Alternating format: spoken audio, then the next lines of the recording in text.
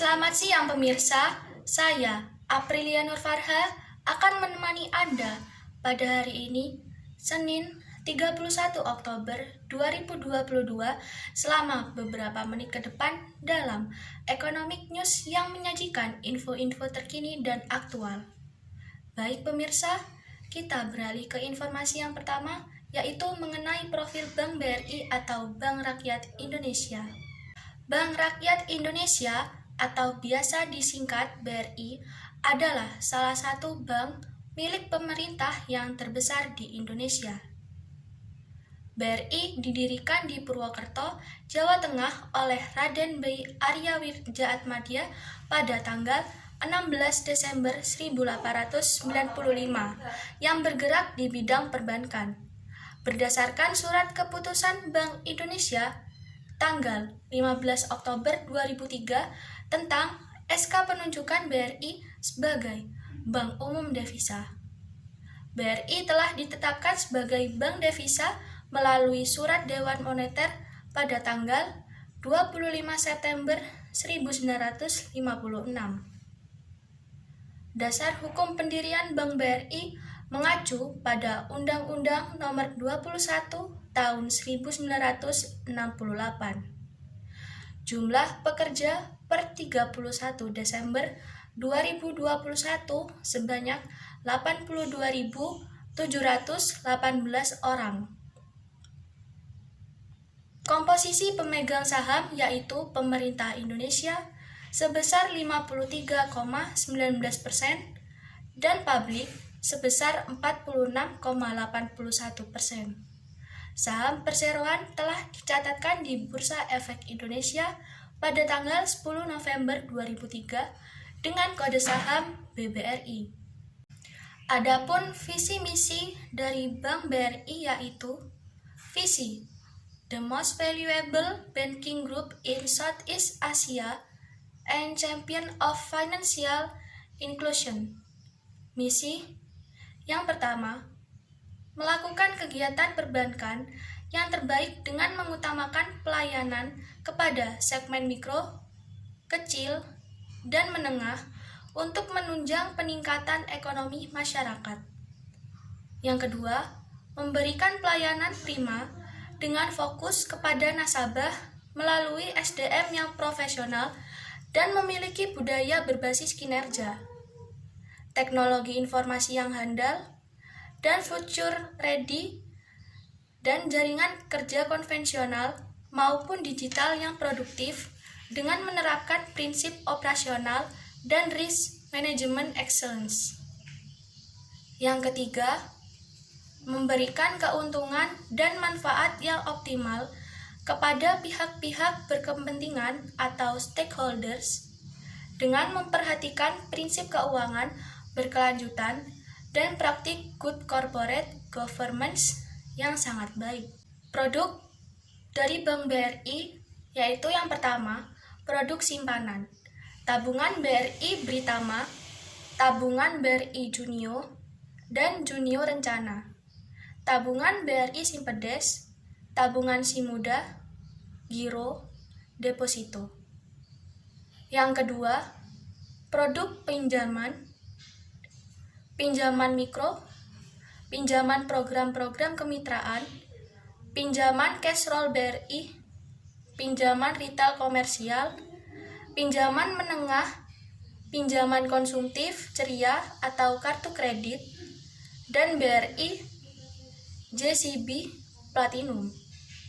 Yang ketiga, jasa, cash management system, jasa kelembagaan, jasa bisnis dan keuangan, agen briling, jasa layanan bisnis internasional, BRI Fast Remittance, jasa layanan Trisuri, jasa investment store, dan BRI Prioritas.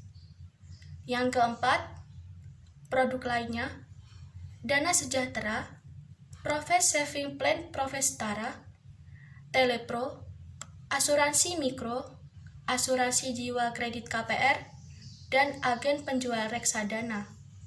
Sumber dana Bank BRI yang pertama, terdapat liabilitas dan ekuitas, di mana liabilitas terdiri dari liabilitas segera, simpanan nasabah, giro, tabungan, deposito berjangka, total simpanan nasabah, simpanan dari bank lain, dari lembaga keuangan lainnya, efek-efek yang dijual dengan janji dibeli kembali, liabilitas derivatif, liabilitas akseptasi, utang pajak, surat berharga yang diterbitkan, pinjaman yang diterima, estimasi kerugian, komitmen, dan kontingensi, liabilitas imbalan kerja, liabilitas lain-lain, pinjaman, dan surat berharga subordinasi.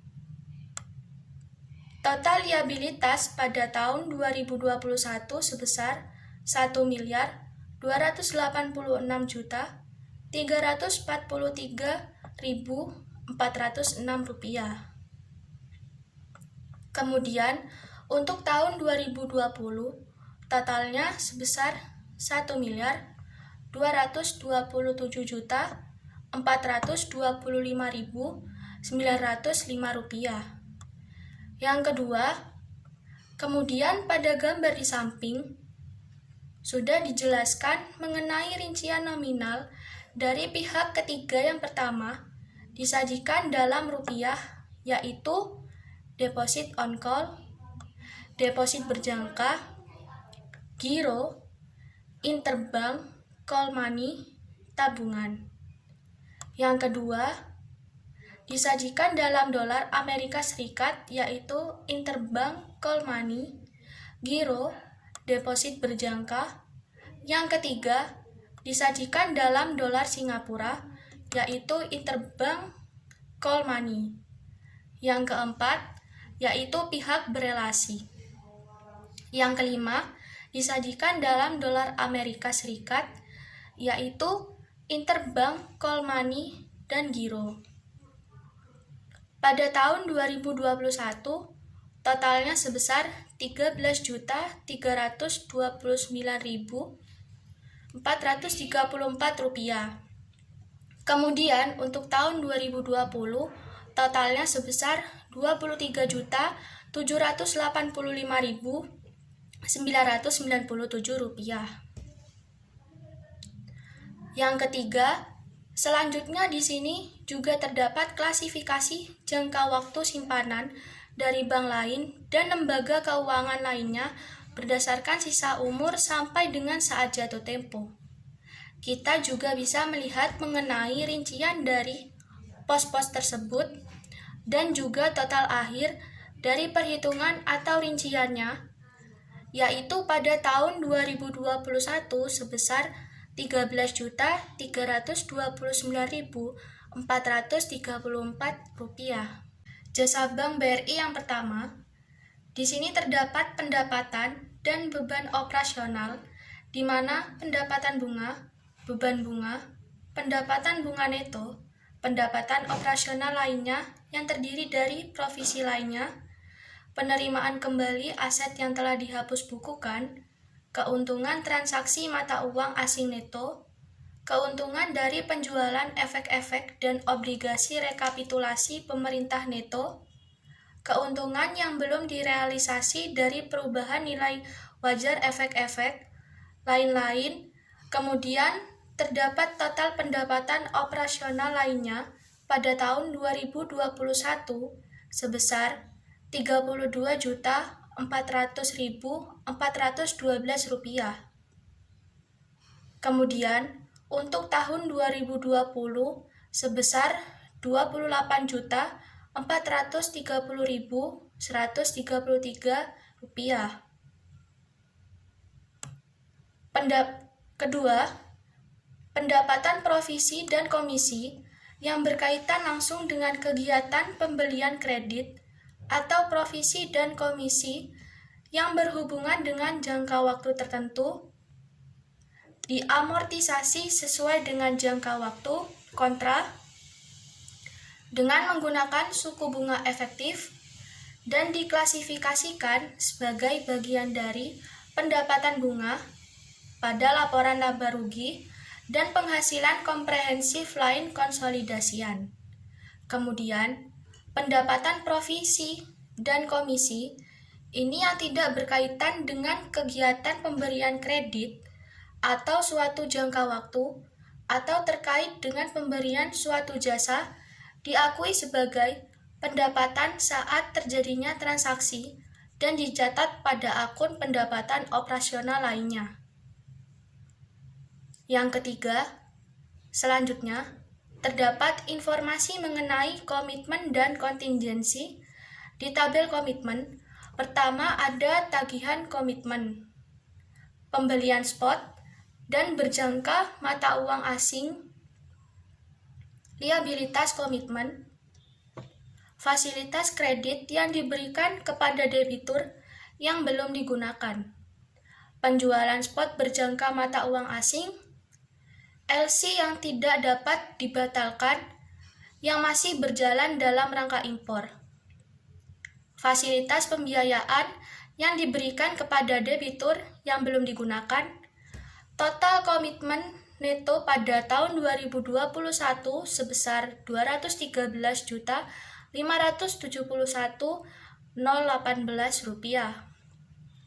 Kemudian, untuk tahun 2020 sebesar Rp189.596.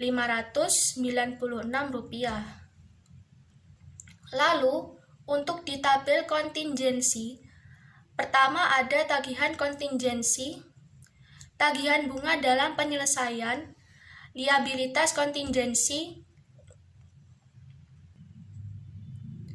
garansi yang diterbitkan dalam bentuk garansi bank, standby LC pada tabel kontingensi, total kontingensi neto pada tahun 2021 sebesar Rp51.849.074. Kemudian, untuk tahun 2020 sebesar Rp44.539.595. Pada pinjaman yang diberikan bank, terdiri atas berdasarkan jenis dan mata uang, berdasarkan sektor ekonomi, berdasarkan jangka waktu, berdasarkan kolektabilitas, berdasarkan segmen operasi informasi penting lainnya. Yang pertama, kemudian di sini terdapat rincian pinjaman yang diberikan berdasarkan jenis mata uang. Kita bisa melihat rinciannya pada tahun 2021 dan 2020 pada gambar di samping. Kemudian, di sini juga terdapat berdasarkan jenis dan mata uang lanjutan dari yang tadi, yaitu dengan total bersih pada tahun 2021 sebesar Rp909.582.789. Kemudian, tahun 2020 sebesar Rp876.977.455.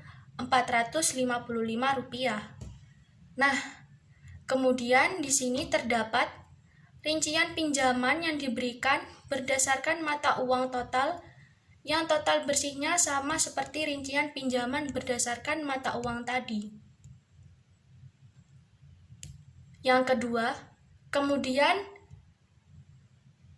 berdasarkan sektor ekonomi, di mana terdapat rincian sebagai berikut. Yang pertama, pihak ketiga disajikan dalam rupiah. Kedua, disajikan dalam mata uang asing. Yang ketiga, yaitu pihak berelasi disajikan dalam rupiah. Selanjutnya disajikan dalam mata uang asing dengan total bersih pada tahun 2021 sebesar Rp909.582.789. Kemudian tahun 2020 sebesar Rp877.455.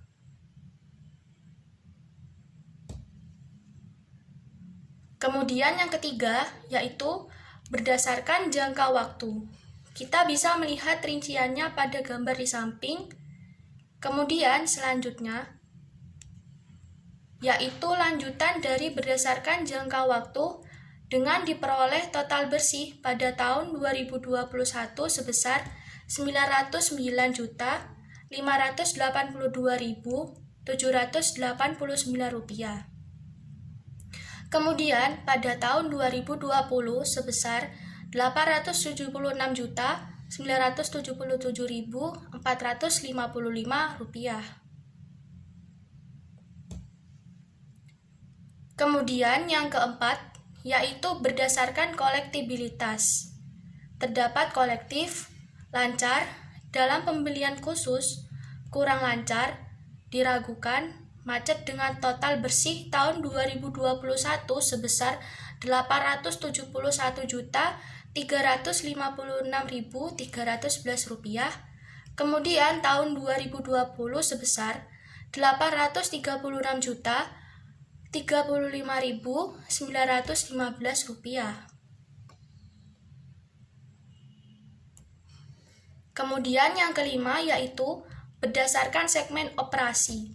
Rinciannya seperti gambar di samping dengan total bersih tahun 2021 sebesar Rp909.582.789. Kemudian tahun 2020 sebesar Rp876.977.455. Kemudian di sini juga terdapat informasi penting lainnya yang sudah dijelaskan mengenai rinciannya seperti gambar di samping. Kemudian juga terdapat lanjutan informasi penting lainnya untuk tahun 2021 dan 2020.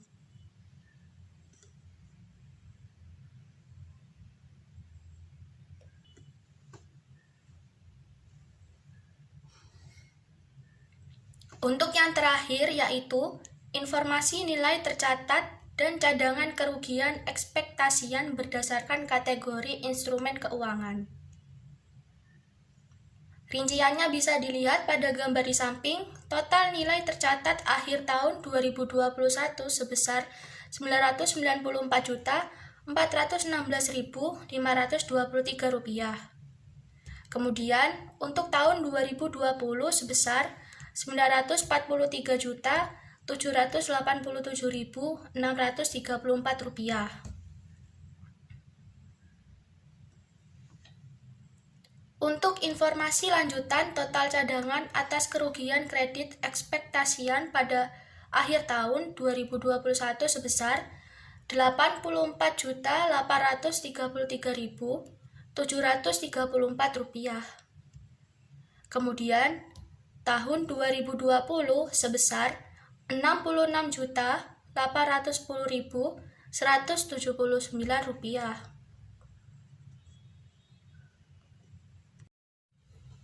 Mari kita simak video tentang kinerja keuangan Bank BRI pada tahun 2021.